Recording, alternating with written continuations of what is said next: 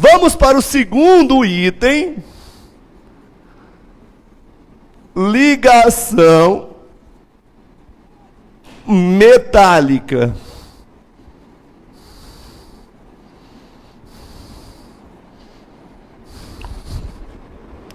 Na ligação metálica, eu tenho a atração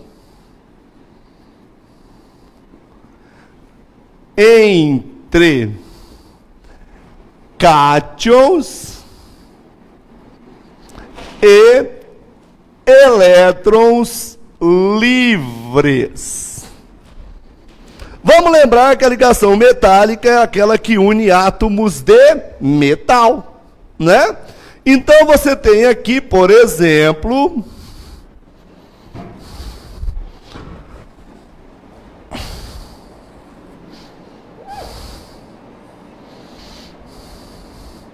tá muito grande, né? Vou fazer menor.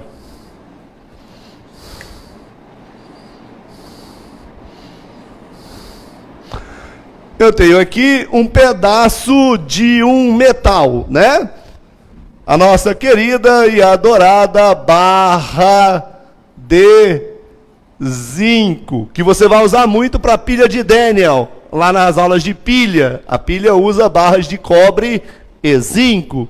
Uma barra de zinco é feita de, você sabe, né? É feita de zinco. Zinco, zinco, zinco, zinco, zinco, zinco. E agora que você está assistindo por aí, você sabe que eu disse zinco, né?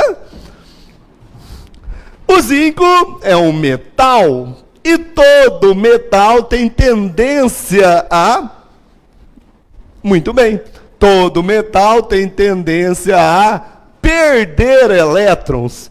E ao perder elétron, o elétron sai do meu átomo, que era neutro, e esse átomo, perdendo elétrons, passa a ser positivo. Passa a ser um cátion, um íon de carga positivo. Como esse átomo também é de zinco, ele também tende a perder elétron e ficar positivo. E o outro zinco perde elétron, fica positivo. E o outro perde elétron, fica positivo. E assim todos os átomos de zinco tendem a perder elétrons, e ao perder elétrons ficar positivo. Tranquilo? Agora eu tenho uma atração, que é uma atração elétrica também. Só que agora preste atenção que a atração, a força elétrica é um pouco menor. Porque aqui é a carga dos elétrons livres, aqui é a carga do cátion. Só que agora, como os cátions estão próximos, eles também se repelem. Tem a força de repulsão entre os cátions gerados, o que diminui a força de atração entre os íons metálicos e os elétrons livres. E o raio agora não é o raio de um ânion e um raio de um cátion. São raios de cátions. E cátion, você sabe, metais têm raio grande. E raio grande dificulta a força de atração elétrica. Então a força de atração na ligação metálica é um pouco menor do que na ligação iônica. Ok? Outra característica importante aqui, né, é que a maioria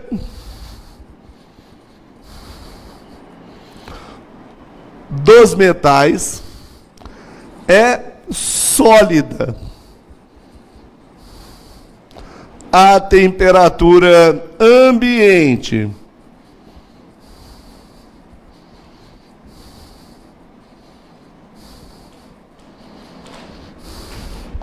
Maioria dos metais é sólida a temperatura ambiente, exceto o mercúrio. O mercúrio é o único metal líquido a temperatura ambiente. Lembrando a você que temperatura ambiente são 25 graus Celsius. Se você levar essa temperatura para 33, 34 graus Celsius, o gálio, que também é um metal, passa a ser líquido também. Então, só o mercúrio é líquido a temperatura ambiente. Aliás, na sua tabela periódica inteira, toda ela, só existem dois elementos que são líquidos à temperatura ambiente. O mercúrio, que é o único metal líquido à temperatura ambiente, e o bromo, que é o único halogênio líquido à temperatura ambiente. Seguimos. Como eu tenho elétrons, que são partículas que têm carga elétrica, e eles estão soltos, eles estão livres, os metais são capazes de conduzir eletricidade mesmo no estado sólido. Então, marque bem essa característica, ela pode ajudar você a questões onde se determina a solubilidade e a condutividade elétrica de uma substância, porque só os metais vão conduzir aí no estado sólido. Conduzem corrente elétrica no estado sólido. Professor, e no estado líquido? Ué, se no sólido os elétrons já estão livres, no líquido também estarão. Né? Eu aumentei a temperatura, diminuí a atração entre as partículas. Então ele vai conduzir no estado líquido, vai conduzir no estado gasoso. Né? Mas o que diferencia o metal das outras substâncias, o que diferencia o fato de eu ter ligação metálica, é a capacidade de conduzir corrente elétrica no estado sólido, que as outras substâncias não terão. Ok? Outra propriedade é que, como o espaço interatômico é bastante grande, eu consigo moldar a substância. Né? Metais são dúcteis e maleáveis.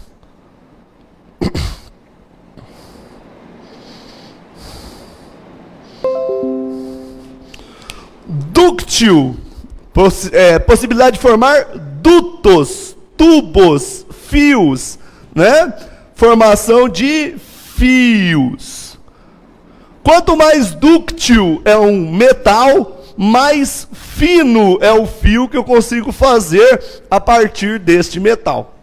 Maleáveis é a possibilidade de formar placas, de prensar o metal e, ao prensá-lo, achatá-lo em folhas. Quanto mais finas as folhas que eu conseguir fazer do metal, mais maleável ele é, né? E aí você deve estar pensando que o metal bastante maleável é o alumínio.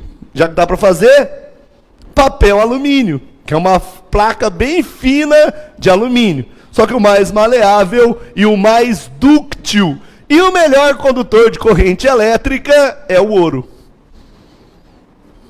Por isso, extremamente valioso. Além de ser raro, não ser muito abundante, tem propriedades bastante importantes, é muito dúctil, é muito maleável, é bom condutor de corrente elétrica, é pouco reativo. Ou seja, não vai se desgastar facilmente com o tempo.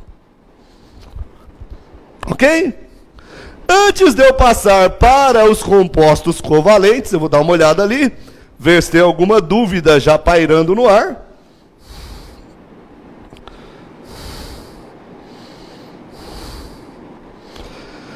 Hércules, então a cola faz com que as cargas voltem à sua formação normal. Eu acredito que a pessoa perguntou isso aqui, né? Sobre isso aqui, ó. Afastamento de partículas iônicas, que você faz, que você pega e cola o sistema iônico, e aí eu volto ele ao processo, à posição normal. Na verdade não é a cola, né? A cola ela só faz gerar a força de atração para mantê-las unidas. Porque a hora que você vai colar, já que você quer voltar à forma original, você pega esse pedaço e encaixa ele na posição correta dele. Certo? Então você volta a aproximar as partículas de cargas opostas. Então não deveria grudar? Não, né? Por que não? Porque a distância agora entre as partes é muito grande. Não, mas eu apertei, deixei bem pertinho. Não, a gente está falando de distância interatômica. Distância entre átomos. E por mais que você aproxime, a distância vai ficar muito maior do que a distância interatômica.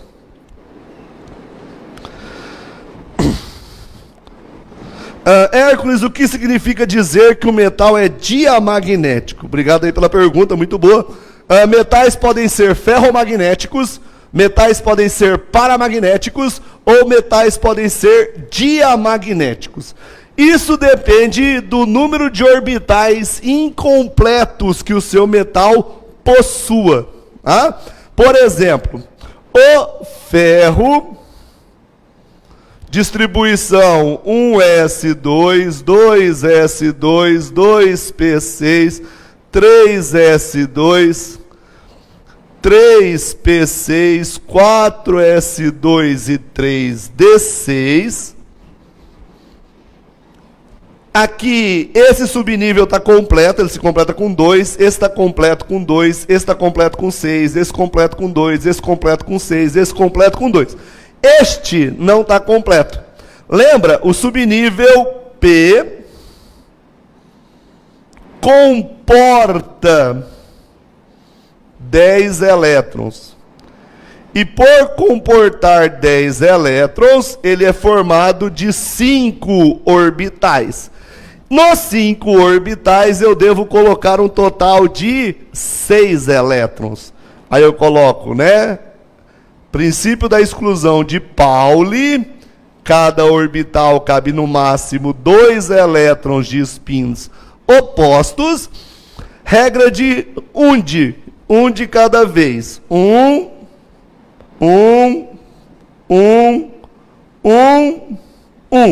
5.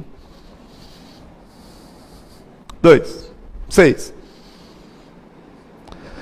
Desta maneira, eu percebo que eu tenho vários orbitais incompletos. Então, essa substância é bastante sensível ao campo magnético.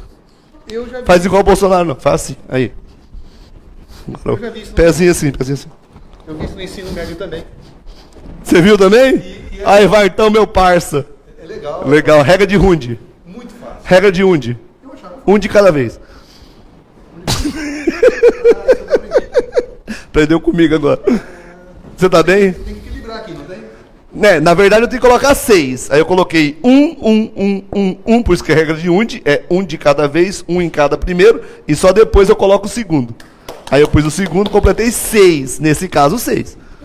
Estou explicando a diferença de um metal que reage ao campo magnético e pode ser atraído por um ímã, e um metal que não reage ao campo magnético e não reage. Isso. Por quê? Agora você tá me perguntando. É exatamente o que eu estou explicando. Vamos aproveitar que o Valtinho deu a dica pra gente, né? Cobre é um metal que reage pouco ao campo magnético. O cobre tem número atômico 29, né? Como só para ficar marcado, né? O Walter pega um exemplo que é para me lascar, né? 29. 1s2, 2s2, 2p6, 3s2, 3p6, 4s2 e 3d9. A distribuição do cobre, segundo o diagrama de Linus Pauling, deveria ser esta, né? Mas o cobre é um dos metais cuja distribuição não obedece à distribuição de Linus Pauling. Aliás, não é o cobre, tá? É a família do cobre e a família do cromo. Se eu fosse colocar 9, ficaria assim, ó. 1,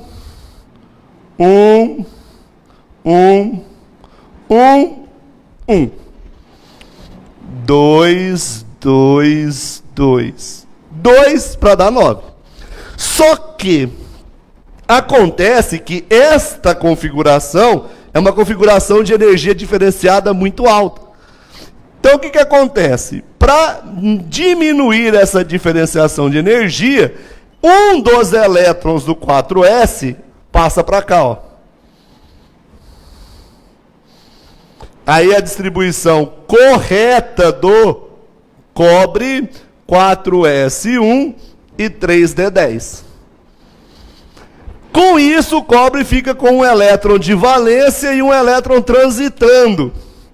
Por isso, o cobre tem carga mais 1 ou mais 2. Pode perder 1 ou pode perder 2. Ok? Desta maneira, eu tenho apenas um orbital incompleto. Um orbital incompleto tem uma sensibilidade muito baixa ao campo magnético. Então, isso seria um metal paramagnético. E se eu tiver o cálcio, por exemplo,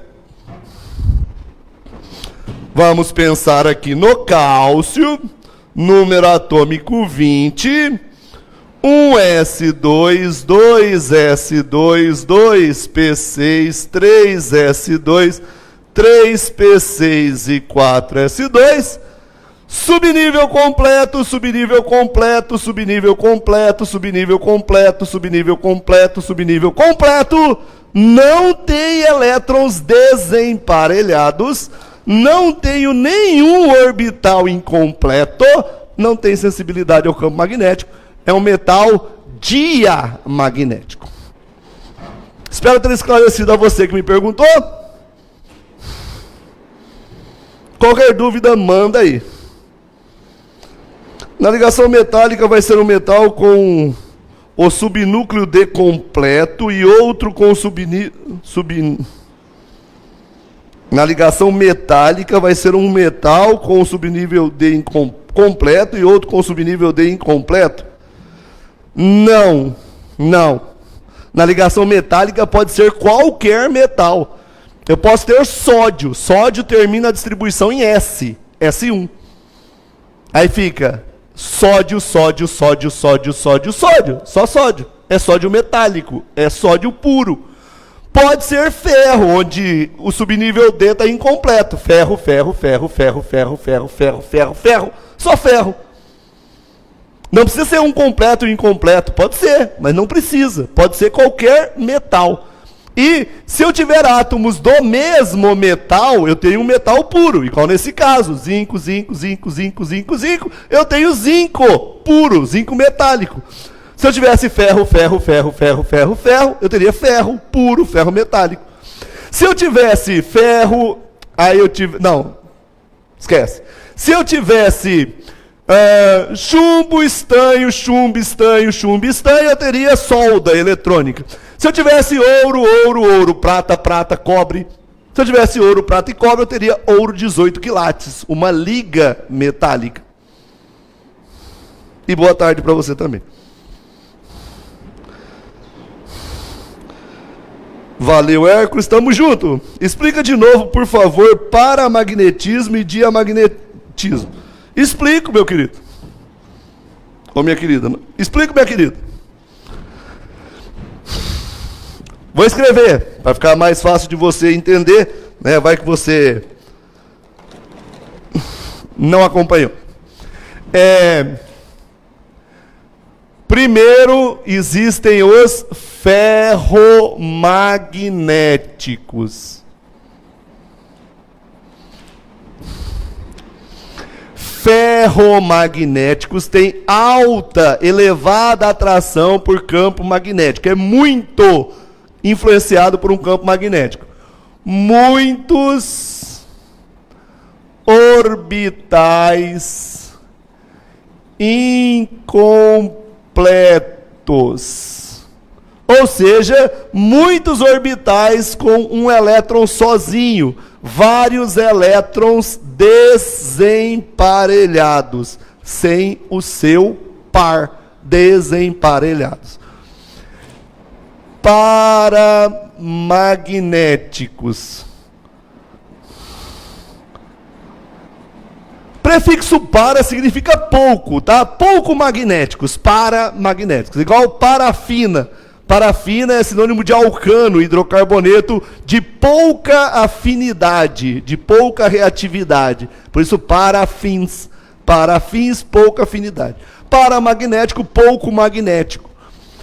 Poucos orbitais incompletos. Caso do cobre, que só tem um orbital incompleto, então é pouco influenciado por um campo magnético. E, por final, mas não menos importante, diamagnético.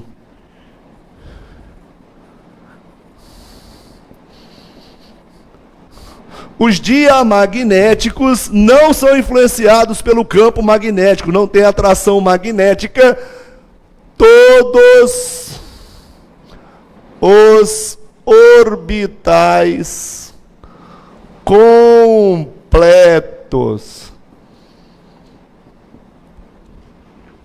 Aqui, igual o cálcio. Um S2, o E só cabe 2, está completo. 2S2, o E só cabe 2, está completo. 2P6, o P só cabe 6, está completo. 3S2 completo, 3P6 completo, 4S2 completo. Está tudo completo, eu não tenho nenhum orbital incompleto. Consequentemente, não há atração por campo magnético.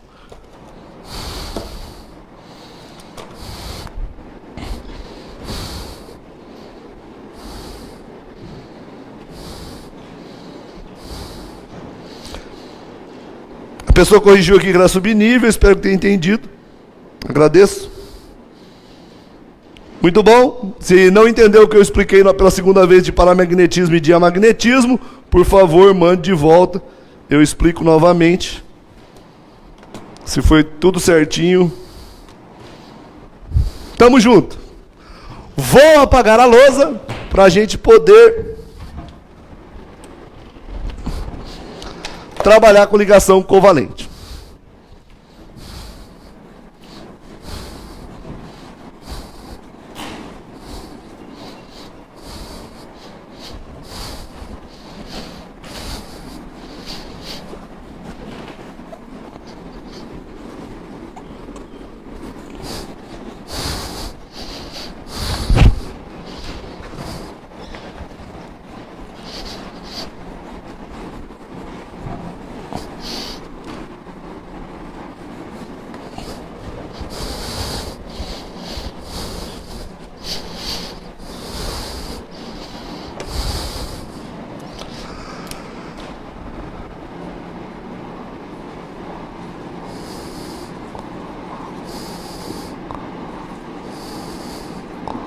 Que letra horrorosa.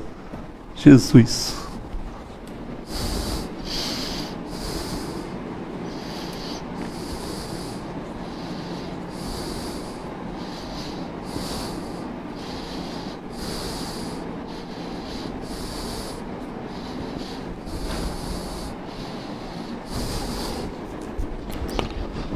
Muito bem.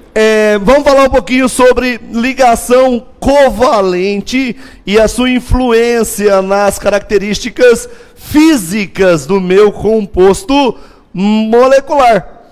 Lembre-se que a ligação covalente, ela une não metais, e unindo não metais, ela forma moléculas. Moléculas. Porém, eu tenho moléculas com características muito diferentes, né? Existem moléculas que são polares, existem moléculas que são apolares.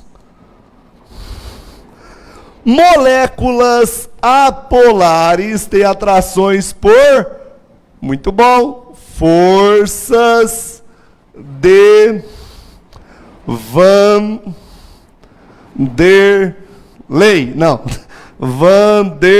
Waals. Moléculas polares têm atrações de dois tipos possíveis, né?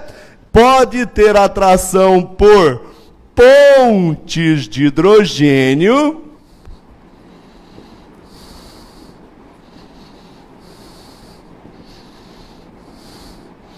ou por dipolos permanentes.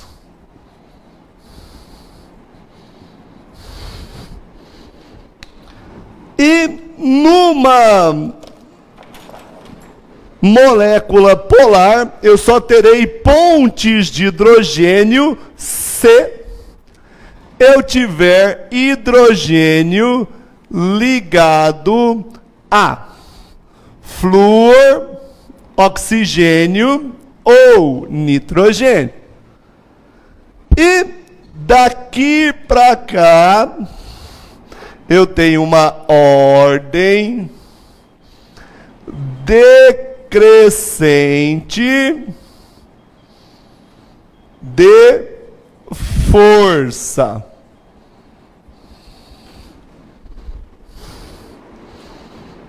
Beleza? Tá me entendendo? Espero que você esteja me entendendo. Tá? Vamos pegar, por exemplo, assim, só para ter uma noção de coerência do que eu estou falando, né? Vamos idealizar moléculas de mais ou menos o mesmo tamanho. Vamos pensar em água. Vamos pensar em SO2. Vamos pensar em CO2. Perceba que eu peguei moléculas do mesmo número de átomos. 3 átomos na primeira, 3 átomos na segunda e 3 átomos na terceira. Tá? Para ter um padrão de um número de átomos. Na água, você sabe que o oxigênio tem 6 elétrons na última camada. Estará ligado a um hidrogênio. Estará ligado a outro hidrogênio, gerando a molécula de água. No SO2 eu tenho o S, com 6 elétrons na última camada, que estará ligado ao oxigênio, que também tem 6 elétrons na última camada, por uma dupla ligação. Uma dupla ligação estabiliza tanto o oxigênio quanto o enxofre, o que nos leva a colocar o segundo oxigênio na estrutura por ligação dativa. E essa seria a fórmula para a gente do SO2. Já no CO2 nós temos o carbono. O carbono tem 4 elétrons na última camada. Com 4 elétrons na última camada, eu vou ligá-lo ao oxigênio. Lembra que eu começo a montar a fórmula pelo elemento que precisa fazer mais ligações, né? O carbono precisa fazer 4 ligações para chegar a 8. O oxigênio precisa fazer 2 ligações para chegar a 8. Aí eu vou fazer 2 ligações do carbono com o oxigênio, o que estabiliza o oxigênio, mas não estabiliza o carbono. E aí eu vou ligar ao carbono o outro oxigênio.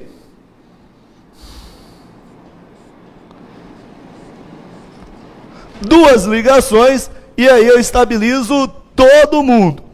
E aqui a gente começa a perceber aquilo que eu falei para você, ó, que as moléculas têm características bastante diferentes.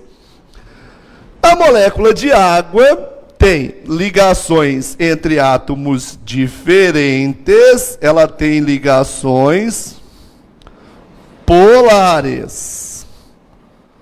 Lembre-se que o oxigênio é muito mais eletronegativo do que o hidrogênio. Então, o oxigênio vai representar o meu polo negativo, o hidrogênio vai representar o meu polo positivo. Na outra ligação, a mesma coisa. As ligações são polares. Isto acontece também no SO2. No SO2, o S representa o polo positivo. Os oxigênios representam os polos negativos.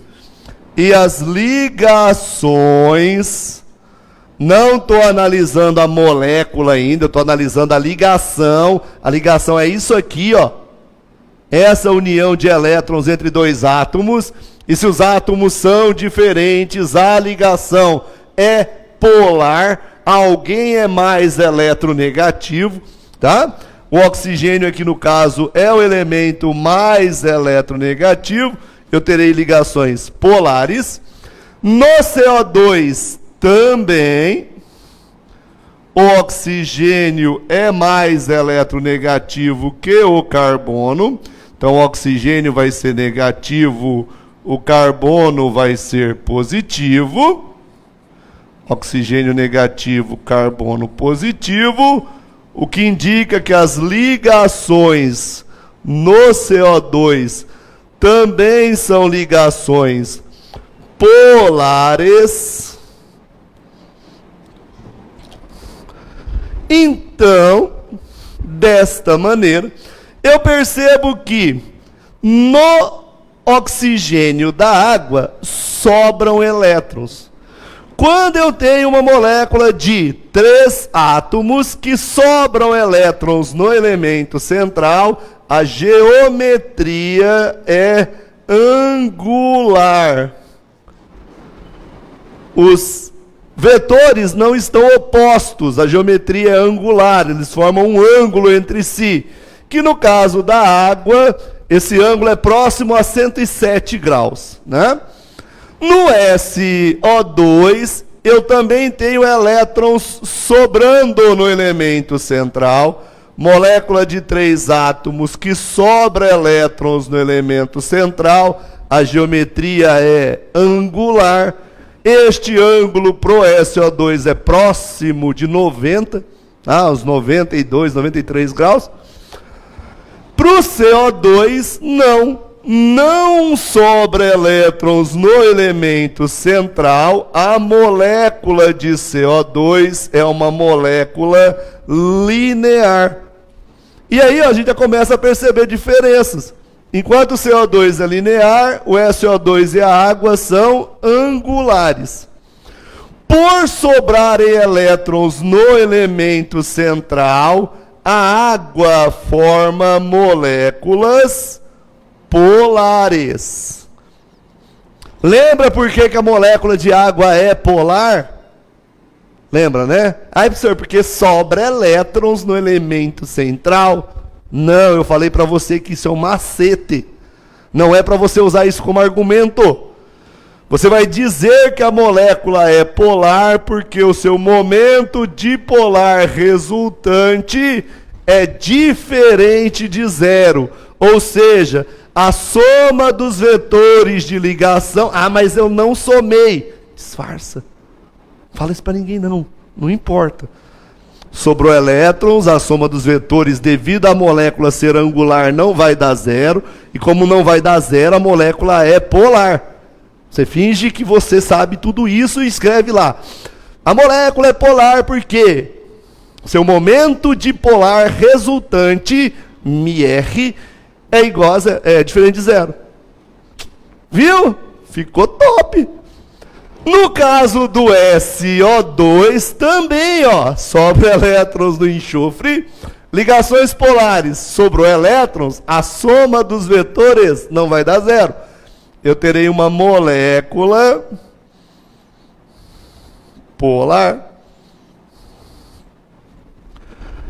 No caso do CO2, olha só, esse vetor anula esse vetor anula esse vetor, devido à geometria linear, esta molécula é apolar. Né? E alguém deve estar escrevendo aí agora assim, professor, explica de novo por que 3 átomos aqui é apolar. Eu explico, olha lá, não sobra elétrons no elemento central. Quando não sobra elétrons no elemento central, eu olho em volta do elemento central, olho ao redor dele. Desse lado eu tenho um oxigênio, desse lado eu tenho um oxigênio. Quando os ligantes ao redor do elemento central, onde não sobrou elétrons, são iguais, a molécula é apolar. Por quê? Porque o seu momento dipolar resultante dá zero. Um vetor anula o outro. Ok? A partir do momento em que eu descobri que isso aqui é apolar, eu já sei que aqui é força de Van der Waals, a atração entre as moléculas de CO2. Quando eu descobri que aqui é polar, eu sei que pode ser dipolo permanente ou ponte de hidrogênio. No caso aqui, dipolos permanentes, aqui pontes de hidrogênio. Porque aqui eu tenho hidrogênio ligado a oxigênio, aqui eu não tenho nem hidrogênio para ser ponte de hidrogênio, então não pode ser ponte de hidrogênio. Aqui é apolar, é força de Van der Waals. Com isso, já daria para eu definir que o ponto de ebulição do CO2 é menor do que o ponto de ebulição do SO2, que por sua vez é menor do que o ponto de ebulição da água. Gasoso a temperatura ambiente, quer dizer, já passou pela ebulição a 25 graus Celsius. Gasoso a temperatura ambiente, líquido a temperatura ambiente, temperatura de ebulição da água é maior do que a temperatura ambiente, é maior do que 25 graus. Então essa é a ordem crescente de pontos de ebulição. Alguma dúvida, pessoas? Se tiver, eu vou dar uma olhada ali, tá bom? Antes da gente aprofundar o processo. Boa tarde, querido Erson. Boa tarde. Essas propriedades magnéticas estão relacionadas ao movimento de spin do elétron? Não, está relacionada à força que o campo aplica sobre o elétron, orientando o elétron em direção ao campo. Mas eu só consigo orientar o elétron se eu tiver um campo sobrando no elétron. Então eu tenho que ter apenas um spin no orbital. Se eu tiver os dois spins, eu tenho spins opostos, eles se anulam. Aí eu não tenho um spin para ser influenciado pelo campo.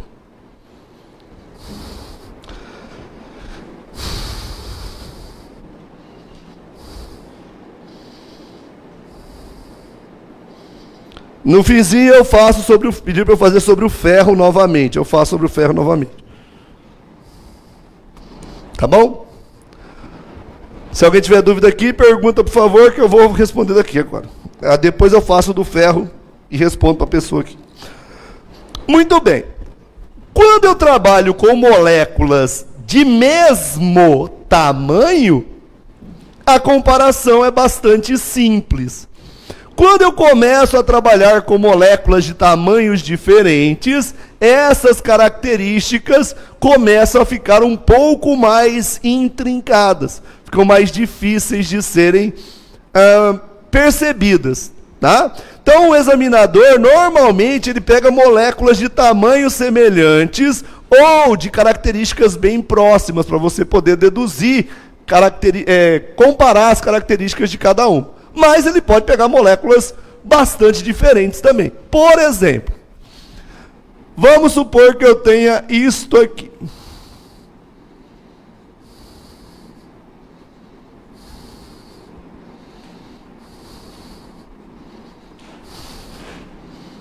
Vou chamar esse aqui de composto 1. O composto 2 vai ser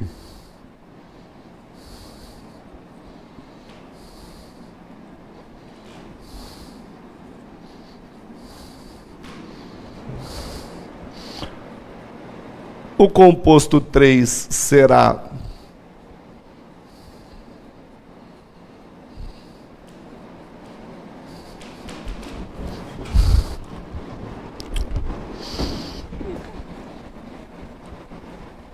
vou desenhar melhor. O composto 2 vai ser H3C CH2OH. O composto 3 vai ser H3C, C-O e CH3. O composto 4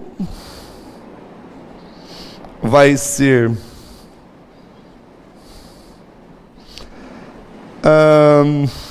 H3C, CH2O, CH2, CH3.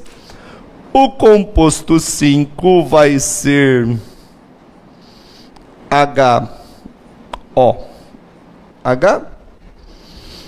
E o composto 6 vai ser H2COH.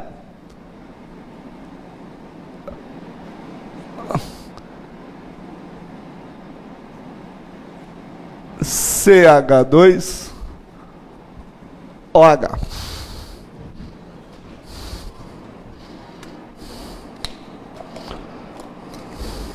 Beleza?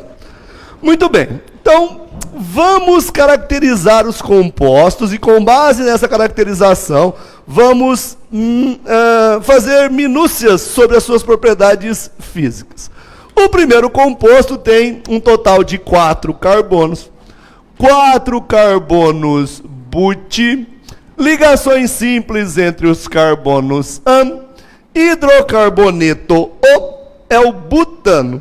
O butano é um hidrocarboneto. Hidrocarboneto é um composto formado só de carbono e hidrogênio, em cuja fórmula tenha apenas carbono e hidrogênio.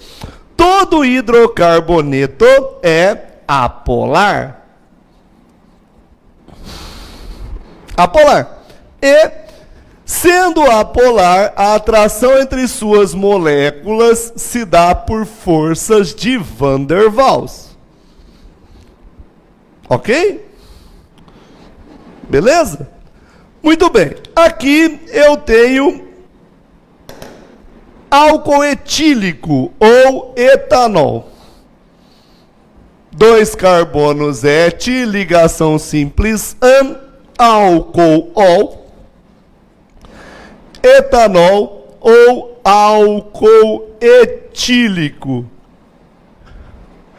O álcool utilizado como combustível, o álcool presente nas bebidas alcoólicas, o álcool que a gente está usando como álcool 70%, né? Mais um aglutinante, mais um emulsificante, que é para poder utilizar como gel, né? Para evitar que queime, que sofra acidentes em casa, a criança pega o álcool e coloque fogo nele, o álcool 70 pega fogo e pode causar queimaduras, por isso que tem que se usar na forma de gel, álcool gel, tá? E para poder ficar mais tempo sobre a pele também, sobre a superfície, tá? Mas são 2 prioridades importantes aí. O etanol, ele tem elétrons sobrando no oxigênio, o que torna esta porção do álcool uma porção polar. Sendo polar e tendo hidrogênio ligado a oxigênio, esta parte do álcool se atrai por pontes de hidrogênio. Só que o álcool também tem esta outra porção aqui, ó, que é hidrocarboneto.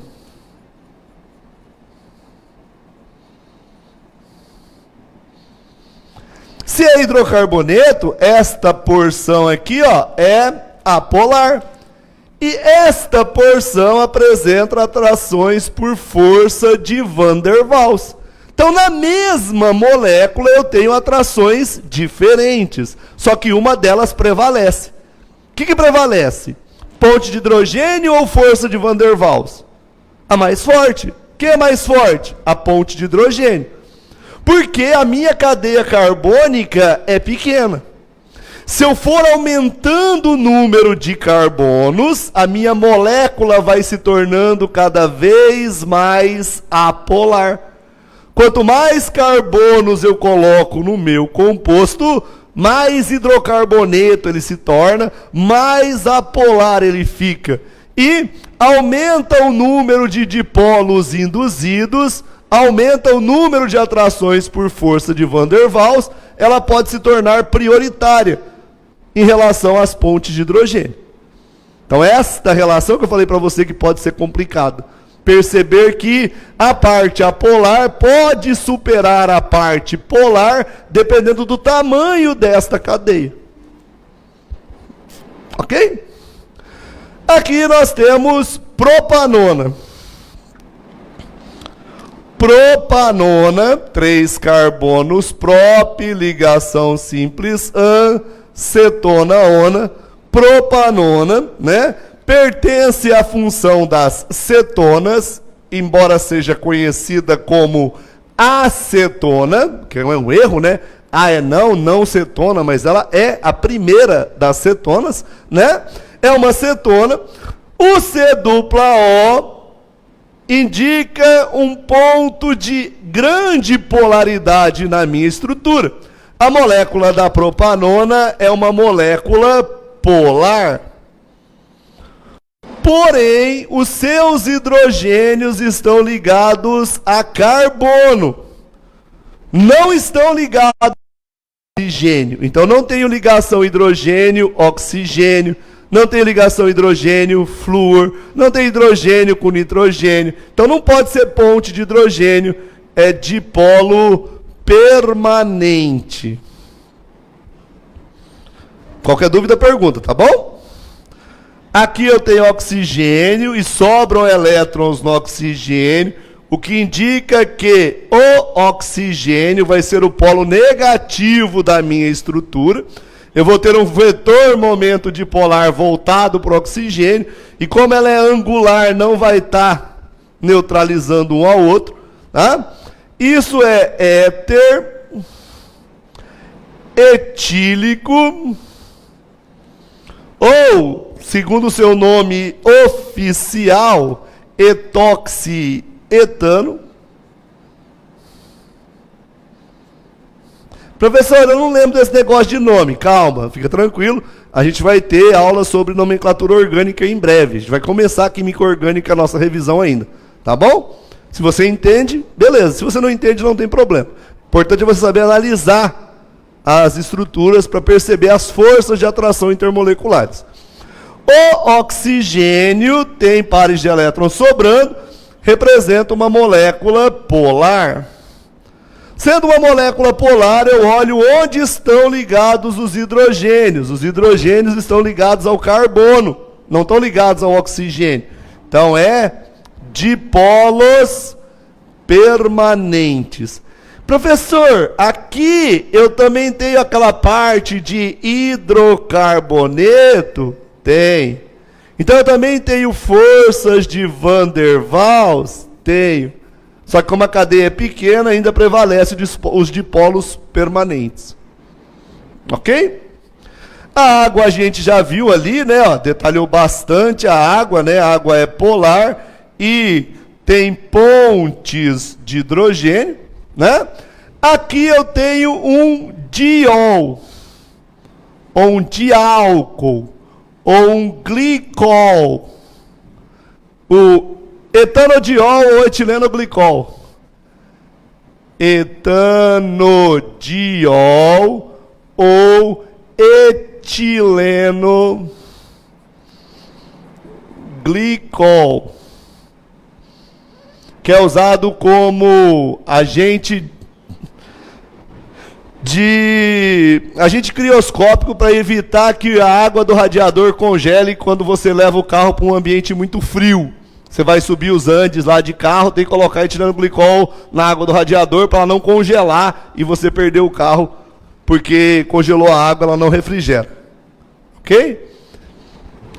O etanodiol tem OH aqui e OH aqui, ó. Molécula polar, forma pontes de hidrogênio. Aí eu pediria para você, caso você estivesse aqui, né? Eu pediria para você me ajudar a colocar os compostos em ordem crescente de temperatura de ebulição. E como eu sei que você é uma pessoa excepcionalmente sabida, né? Você está fazendo isso agora aí na sua casa, né?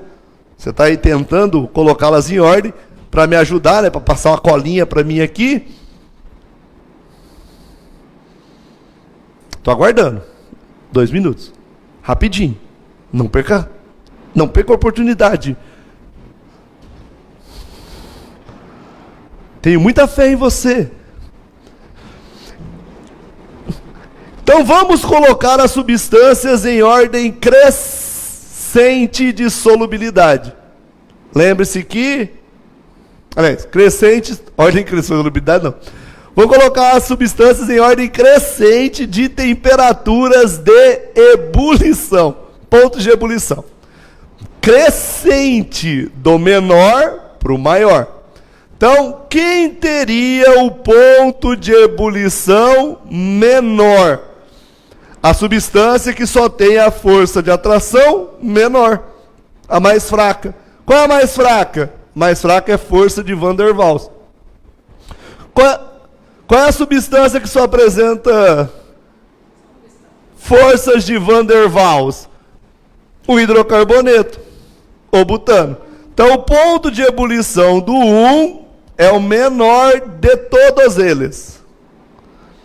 Depois do 1, quem é o próximo em termos de força de atração intermolecular? Qual é aquele onde as moléculas se atraem menos? Dipolos permanentes. Mas tem duas de dipolos permanentes. A cetona e o éter. Sim. Só que a cetona, os dipolos estão mais concentrados. Os polos estão mais juntos. Então eles se tornam mais fortes. Por estarem mais juntos, ó, duas cargas negativas aqui tornam esse ímã mais forte. E duas cargas positivas aqui tornam esse ímã mais forte.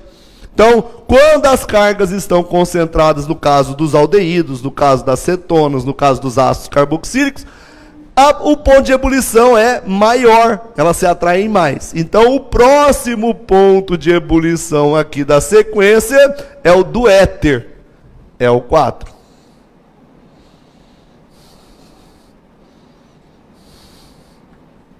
Depois, a acetona, o 3. Nos resta classificar aí os compostos que apresentam pontes de hidrogênio. Quais são os compostos que apresentam ponte de hidrogênio? O álcool, a água e o etilenoglicol. Qual deles tem o menor ponto de ebulição? Qual evapora mais facilmente? Qual muda de fase com mais facilidade? O mais volátil deles é o álcool. Por quê? Porque o álcool só tem um OH. Ele só forma uma ponte de hidrogênio. O resto é força de Van der Waals. A água tem um OH aqui, outro OH aqui. Ela tem dois OHs. Ela pode formar mais pontes de hidrogênio do que o álcool. Então, o próximo aqui é o ponto de ebulição do álcool. Seguido do ponto de ebulição da água. Por que da água, professor? Porque aqui, ó, eu tenho o mesmo número de pontes de hidrogênio que eu teria na água. E ainda tenho a atração por Van der Waals devido ao hidrocarboneto central. Então eu tenho mais força de atração aqui, as moléculas se atraem mais.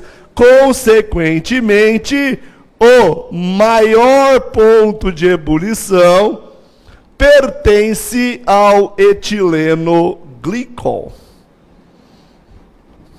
Beleza? Espero que você tenha entendido. Se você tiver alguma dúvida, mande para mim, eu vou respondê-la.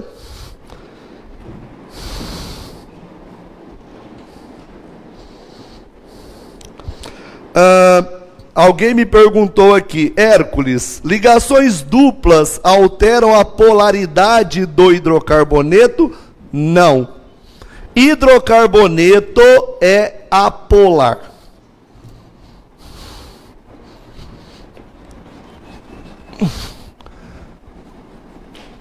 Vou apagar aqui, espero não me arrepender, né? Não vou, fica tranquilo. Se tiver que escrever tudo de novo, eu escrevo, não tem problema.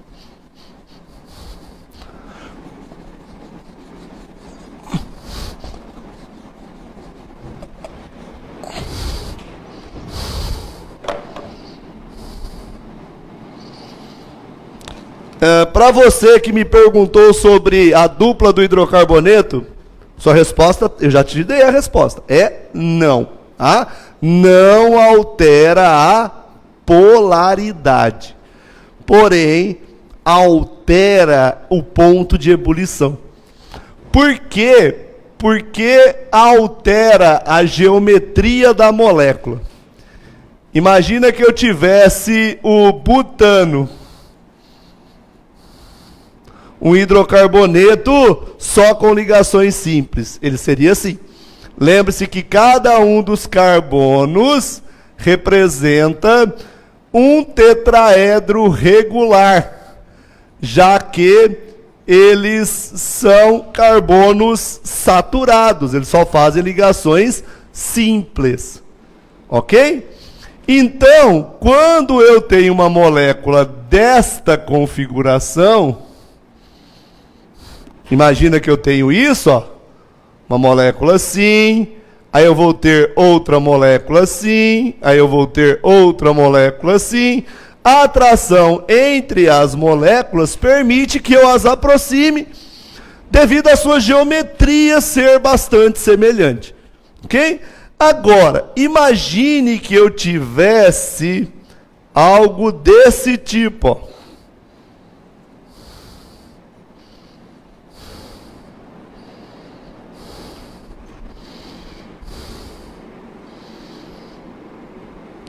A molécula pode estar assim, ou a molécula pode estar assim.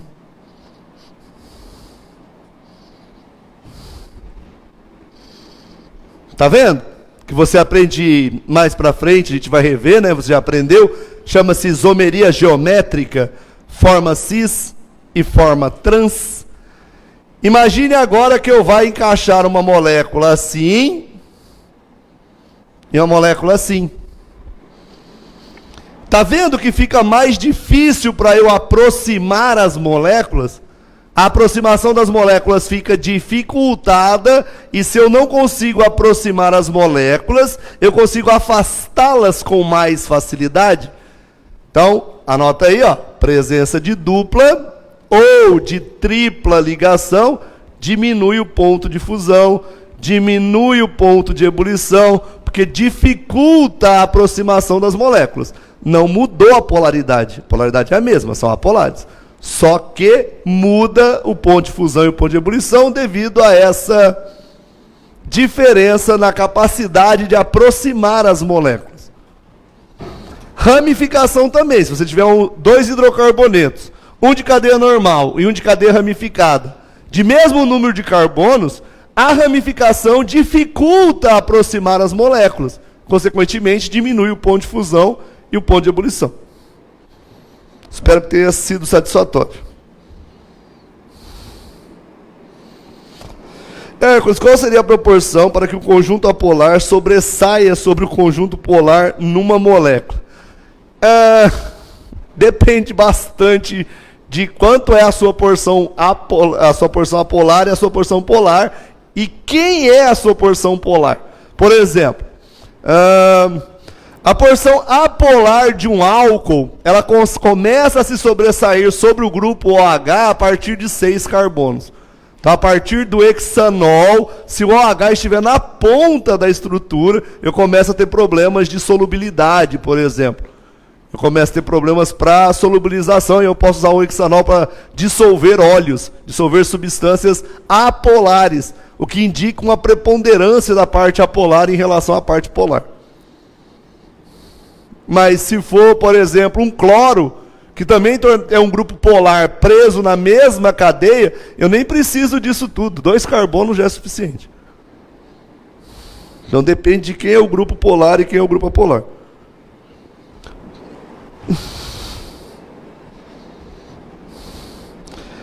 Pessoa, alguém perguntou assim, falou assim: Hércules, boa tarde, explica a 3 de novo. Não me lembro bem quem é o 3, não. Primeiro era, deixa eu lembrar. O terceiro é cetona, né? O 3 eu acho que era cetona. O 3 era cetona. Então era isso aqui, ó. H3C, C dupla O, CH3.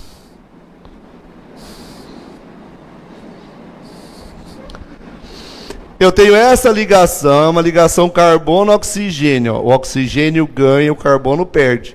O oxigênio é mais eletronegativo que o carbono. É só lembrar da fila. Fui olhar nua, clara, branca, ingênua, sem calcinha, procurando Hércules. O oxigênio é o segundo elemento da fila, é o segundo mais eletronegativo. O carbono está lá perto de mim, lá no outro canto. Tá? Então o carbono é menos eletronegativo que o oxigênio. Então eu vou ter uma polarização bem grande nesse oxigênio, porque ele vai roubar os 2 elétrons do carbono, ou vai tentar, pelo menos, roubar os 2 elétrons do carbono, e uma polaridade positiva bem grande aqui. O que fará com que a próxima molécula de propanona tenha um centro de atração bastante elevado aqui. O problema é que esse dupla O afasta, tá vendo? Ela afasta essa parte dessa parte. Uma parte facilita a aproximação, outra parte dificulta por causa da angularidade. Então, por isso que a acetona é um pouco volátil ainda. Ainda tem um ponto de ebulição baixo, né? O ponto de ebulição da acetona é por volta de 56 graus Celsius. Espero ter satisfeito aí quem perguntou da 3. Que fosse essa mesmo. Professor, não entendi a diferença entre a propanona e o éter etílico. Beleza, ó, já coloquei a propanona aqui, ó. Agora vamos fazer o éter etílico, ó. H3C, CH2O, CH2, CH3. O oxigênio é mais eletronegativo que o carbono. O oxigênio é mais eletronegativo que o carbono. A carga negativa do oxigênio está concentrada aqui. Só que a carga positiva ela está dispersa. O oxigênio teve que disputar um elétron com este carbono e um elétron com o outro carbono. Ele está disputando elétrons com 2 carbonos diferentes. O que indica que esse polo negativo do oxigênio aqui, ele é menos intenso do que o polo do oxigênio aqui. Roubar 2 elétrons do mesmo carbono é mais fácil do que roubar elétrons de carbonos diferentes. Aqui é a disputa com um só, aqui é a disputa com 2. Então esses polos, eles são menos característicos, eles são menos evidentes. Então eles geram uma atração menor. Como eles geram uma atração menor, o ponto de ebulição do éter é menor do que o ponto de ebulição das cetonas de tamanhos parecidos, de tamanhos próximos. Querido Hércules, olha, a massa dos compostos não influencia no ponto de ebulição? Influencia. Influencia. Quanto maior a massa, indica que você tem mais átomos, maior o ponto de ebulição. Eu colocaria o 3 primeiro que o 4. Por que está errado? Mas o 3 não era esse e o 4 era esse? Já não lembro mais, então. Pessoal, por favor, manda para mim se o 3 não era esse e o 4 era esse. Porque o 3... Você colocaria o 3 como menor. Entendi, desculpa. O 3 como menor. Sim. Só que eu acho que agora deve ter ficado mais claro para você. A massa influencia. Mas, como os polos aqui eles são menos evidentes do que aqui, é como se eu tivesse um ímã mais forte e ímãs bem mais fracos. Se eu fosse comparar 2 moléculas do mesmo tipo, por exemplo, eu vou comparar o éter etílico com o éter metiletílico. Éter etílico e éter metiletílico. O ponto de ebulição desse é maior do que o ponto de ebulição desse.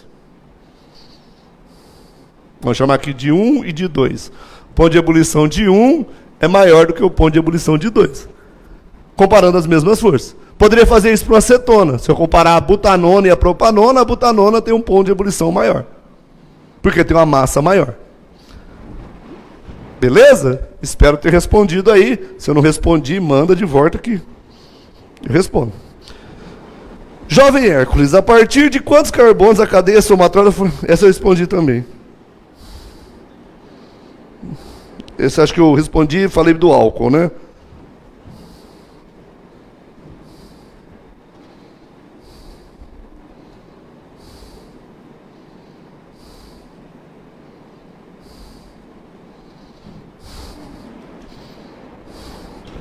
Tem alguém digitando, deixa eu ver aqui. Hércules. Então, quando tiver a mesma força, eu olho para o tamanho da cadeia para classificar o ponto de ebulição? Sim. Quanto maior a cadeia, maior o ponto de ebulição. Hércules, não entendi muito bem porque as cadeias com maior número de carbonos não são as com maiores pontos de ebulição. Acho que eu expliquei ali também. Por exemplo, o éter etílico tem um ponto de ebulição menor do que a propanona. Espero que você tenha entendido o que eu expliquei ali. Tá bom? Hércules, até que tamanho o 4 pode ser considerado com ponto de ebulição menor do que o 3? Se eu for aumentando a cadeia carbônica, aqui eu começo a aumentar a influência dos dipolos induzidos, da força de Van der Waals. Mas, como eu disse para você antes, o examinador não vai pedir isso para você. Ele vai pedir isso que eu fiz aqui contigo. Moléculas do mesmo tamanho ou com propriedades de atração bastante diferentes, que é para você saber quando você poderá utilizar ou não a comparação das moléculas. Quer ver uma bastante comum para você que o examinador usa e que algumas pessoas desse ano até já me perguntaram?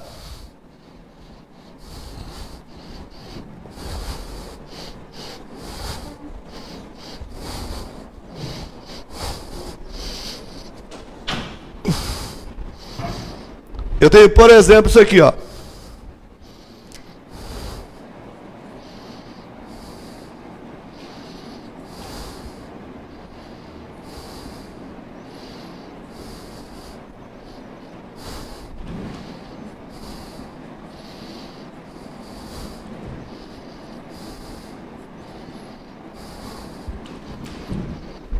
Os dois compostos têm C2, 2 carbonos, H2, 2 hidrogênios, Cl2, 2 cloros. Então eles têm exatamente a mesma cadeia, eles têm exatamente a mesma massa molecular, porque eles são isômeros. Isômeros geométricos. Este aqui é o dicloroeteno na versão cis, então é o cis de cloreteno, cis 1,2 de cloreteno, para ser mais correto, e esse é o trans 1,2 de cloreteno. Tem o mesmo ponto de ebulição? Não, não tem. Aliás, tem pontos de ebulição bastante diferentes. Por quê? Vamos fazer vetoração das forças de ligação dele. Vamos colocar lá os vetores de momento dipolar para ele. Entre o carbono e o hidrogênio, quem ganha é o carbono. Entre o carbono e o cloro, quem ganha é o cloro. Professor, como é que eu sei quem ganha? Fila de eletronegatividade. E o tamanho da seta corresponde à diferença de eletronegatividade, tá bom? O cloro é bem mais eletronegativo que o carbono. O carbono é pouquinho mais eletronegativo que o hidrogênio. Então, entre o carbono e o hidrogênio, o carbono ganha. Entre o carbono e o cloro ganha. Você está vendo que esses dois vetores estão voltados para lá, né? E que esses dois vetores estão voltados para lá. Então, eu vou somar esse com esse com esse. Um pouquinho de física lá, né? Que você faz resultante das forças. Você vai descobrir que essa molécula tem um vetor momento dipolar resultante aqui, ó. Que, como ele existe, ele é diferente de zero. E como ele existe, é diferente de zero. Esta é uma molécula polar. Como ela é uma molécula polar, mas não tem hidrogênio ligado a flúor, nem hidrogênio ligado a oxigênio, nem hidrogênio ligado a nitrogênio, ela tem atração por dipolos permanentes.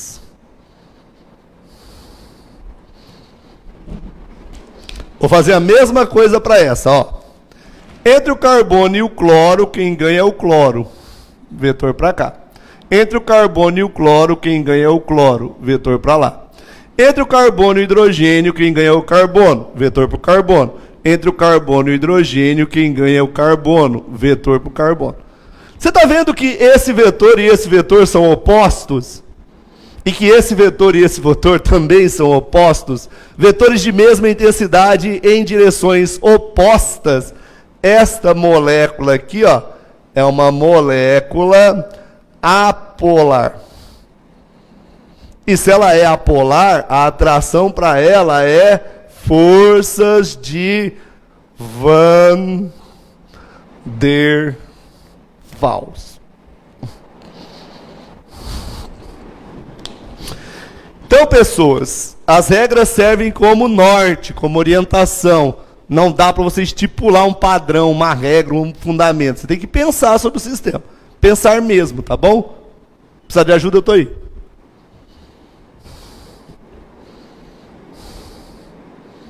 Ixi.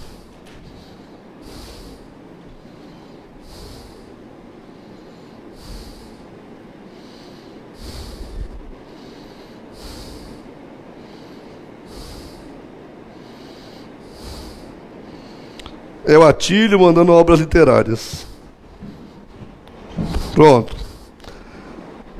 Satisfeitos, meus queridos? Espero que sim. Vou tentar projetar pelo menos o primeiro exercício para a gente poder fazê-lo, tá? E aí a gente encerra essa aula aí. Nós temos 10 minutos.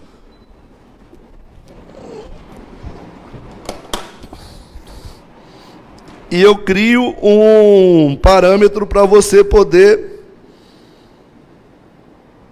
resolver os demais exercícios. Eu estou devendo alguns exercícios para vocês, eu prometi que eu vou postar a resolução deles, tá bom? Alguém me cobrou. Detesto dever para pobre por isso, porque pobre cobra a gente. Nossa Senhora. Me dá uma ojeriza.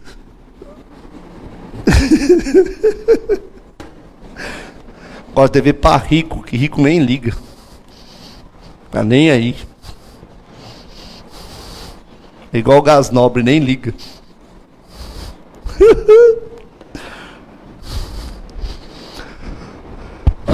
Deixa eu localizar você aí, você que tá perdidaço. Ó, página 656, caderno 2. Instituto Federal de São Paulo.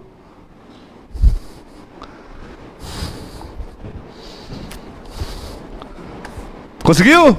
Achou aí?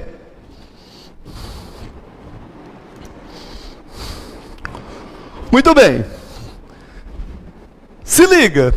Instituto Federal de São Paulo, 2016. A polaridade em compostos químicos tem contribuições importantes nas propriedades destes e também apresenta influências diretas nas interações intermoleculares. Observe as estruturas dos compostos abaixo. Ele me deu metano, água, etanol e propanona. A temperatura de ebulição é uma propriedade específica da matéria e está intimamente relacionada com a natureza das interações intermoleculares, dentre outros fatores. Diante do exposto, assinale a alternativa que relaciona corretamente a temperatura de ebulição em ordem crescente das substâncias apresentadas. Espero que você tenha matado essa aí, ó, de primeira. Né? Nós temos metano. A gente discutiu que metano só tem carbono e hidrogênio, portanto é um hidrocarboneto. Todo hidrocarboneto é apolar, e se é apolar, a atração é por forças de Van der Waals. A gente também discutiu que a água tem elétrons sobrando no oxigênio, e que o oxigênio representa o seu centro de carga negativa e os hidrogênios os centros de carga positiva, o que torna a água uma molécula polar, com hidrogênios ligados a oxigênio, o que lhe permite fazer pontes de hidrogênio. O álcool tem um oxigênio sobrando, sobra elétrons aqui no oxigênio, né? O que torna essa porção do álcool polar e permite ao álcool fazer ponte de hidrogênio com essa porção da molécula, e o restante do álcool é um hidrocarboneto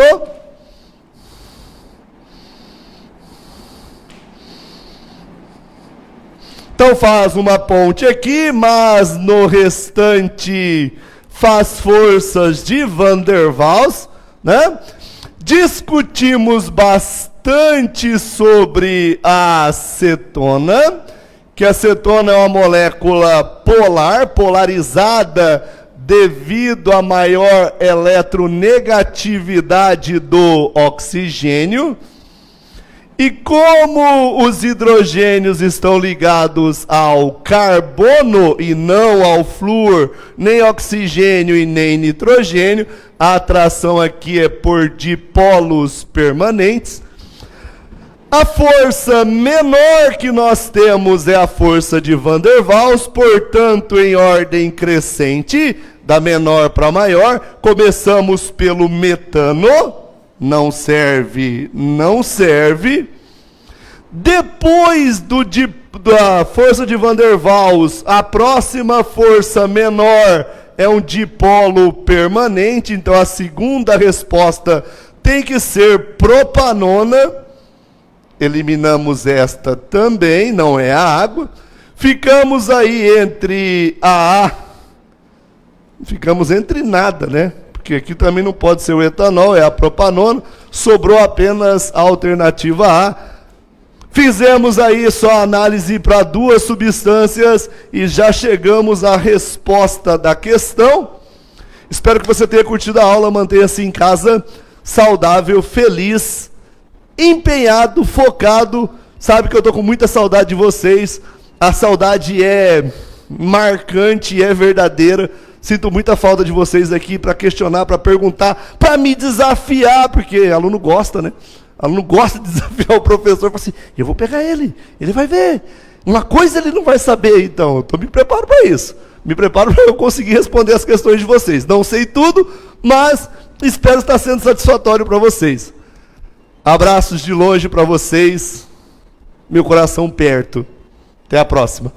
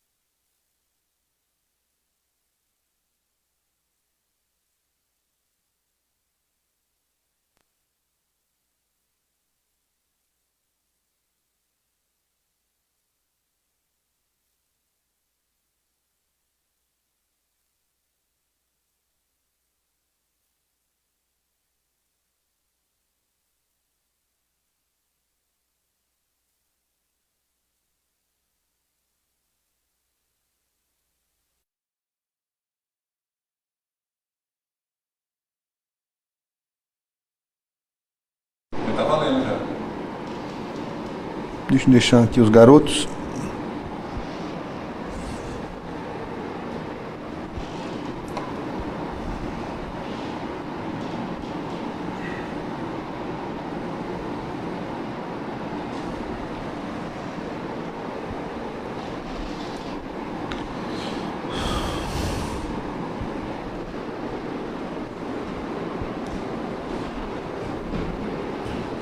Julian Graus, Rafael Nishida. Olha o Tim Trolei, lá de Birigui. Sabe quem que é o Trolei? Não sei.